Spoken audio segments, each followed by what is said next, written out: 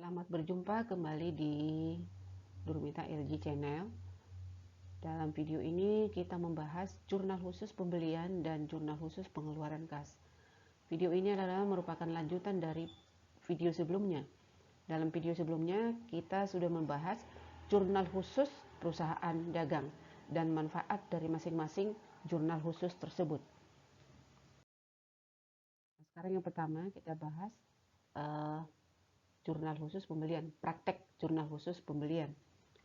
Nah, di sini saya buat contohnya untuk UD Sejahtera melakukan transaksi pada bulan Desember 2021 yang pertama, tanggal 1 Desember dibeli perlengkapan dari PD Duta senilai 4 juta secara kredit. Kemudian tanggal 5 membeli barang dagang dari UD Sumber 4.600.000, syaratnya 2/10 N/30. Tanggal 9 membeli peralatan dari toko Abadi 4.500.000, syarat EOM. Tanggal 11 membeli barang dagang dari UD Rezeki 3.200.000, syarat 2/10 N/30. Kemudian yang terakhir tanggal 15 membeli barang dagang dari toko Handayani senilai 4.800.000, syarat 2/10 N/30. Nah, di sini semua transaksinya ini adalah sengaja saya buat transaksi pembelian secara kredit. Jadi kalian tidak perlu lagi mengidentifikasi atau mengelompokkan transaksi tersebut. Kecuali transaksi yang disajikan adalah secara acak. Jadi tugas kalian terlebih dahulu sebelum memasukkan ke dalam jurnal khusus, mengidentifikasi dulu mana yang masuk ke jurnal pembelian, mana yang masuk ke jurnal pengeluaran kas, dan sebagainya. Nah, tapi kalau di sini semuanya transaksinya adalah transaksi pembelian secara kredit. Jadi tidak perlu lagi dipilah-pilah. Nah, bagaimana cara memasukkan transaksi ini ke dalam jurnal khusus pembelian? Kita bahas bersama-sama. Nah, di sini kolom jurnal khusus pembelian itu terdiri atas ada kolom tanggal, keterangan, referensi, kemudian sisi debitnya terdiri atas akun, ada akun pembelian, kemudian akun perlengkapan, lalu ada kolom serba-serbi. Kolom serba-serbi ini digunakan untuk mencatat akun yang tidak memiliki kolom tersendiri. Kolom serba-serbi terdiri atas kolom ref, kemudian kolom akun, lalu kolom jumlah. Sedangkan di sisi kredit adalah utang dagang. Karena pembeliannya secara kredit, otomatis menambah utang dagang. Jadi utang dagangnya bertambah di sisi kredit. Nah, ini jangan lupa ya untuk mencatat identitas perusahaan itu sendiri, lalu mencatat jenis jurnal khusus yang dibuat atau yang disusun. Oke, nah sekarang di sini ya kolom tanggal diisi dulu bulan dan tahunnya, lalu tanggalnya diisi di kolom yang di sini yang lebih kecil. Oke, kemudian kolom keterangan ini ya di ini ya.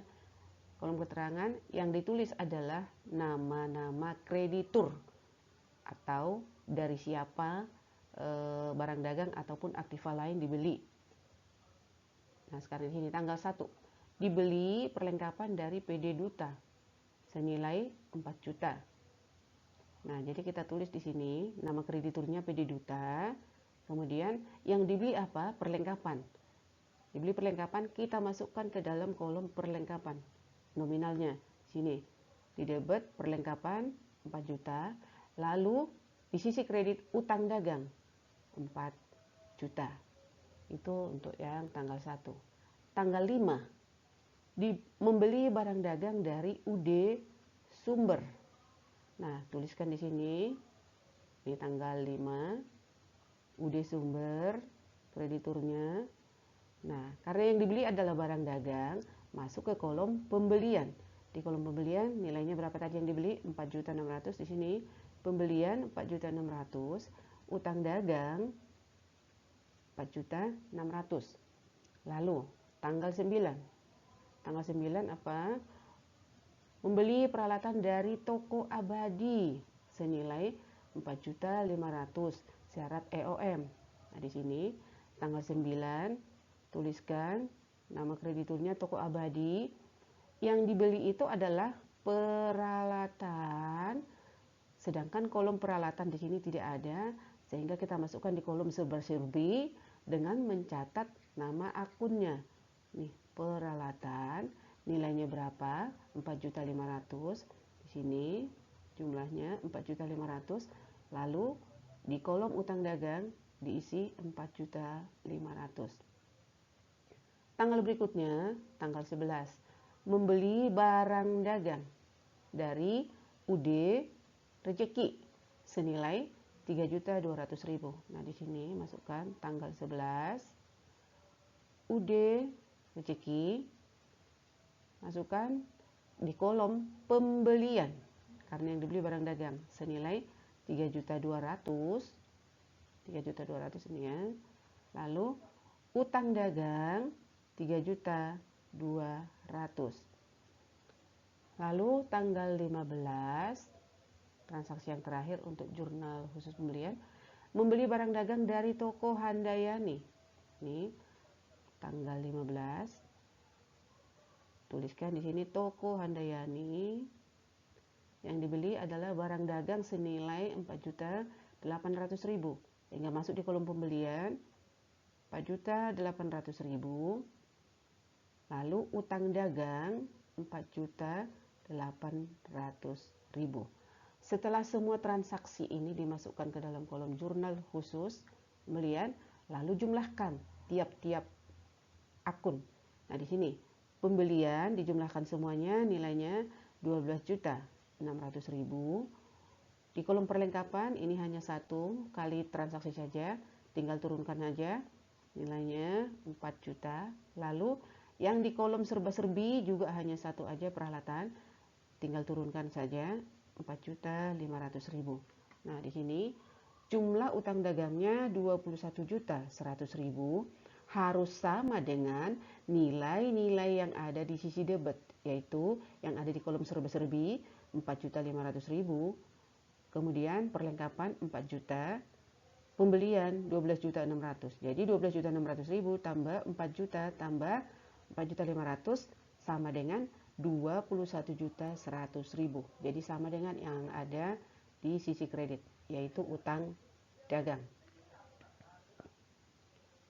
Kemudian lanjut ke jurnal pengeluaran kas.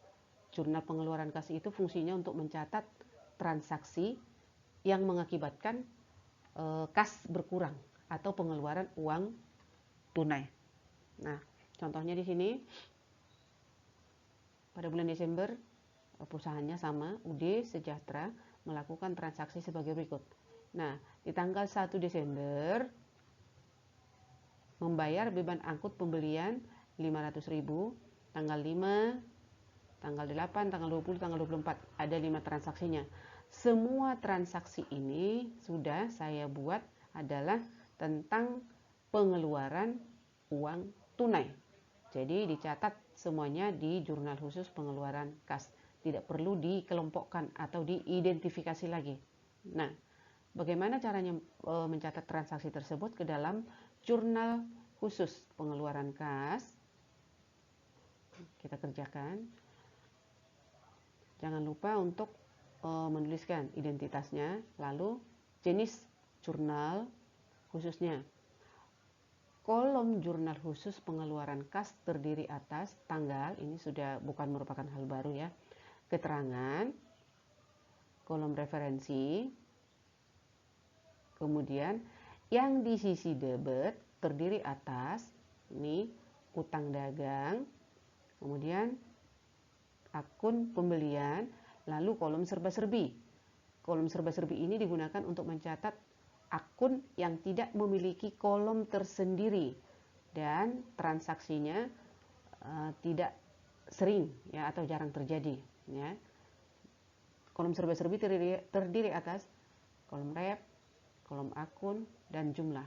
Kemudian yang di sisi kredit ada 2 akun, yaitu akun kas, dan potongan pembelian. Di sini. Berarti kita harus menghitung apakah mendapat potongan pembelian atau tidak. Tuh. Nah, sekarang kita masukkan transaksi yang pertama. Membayar beban angkut pembelian. Nah, di kolom keterangan boleh ditulis keterangan singkat dari transaksi. Beban angkut di tanggal 1 ya. Beban angkut. Nah, di sini kan beban angkut tidak ada tempat atau kolom sendiri, kolomnya tersendiri.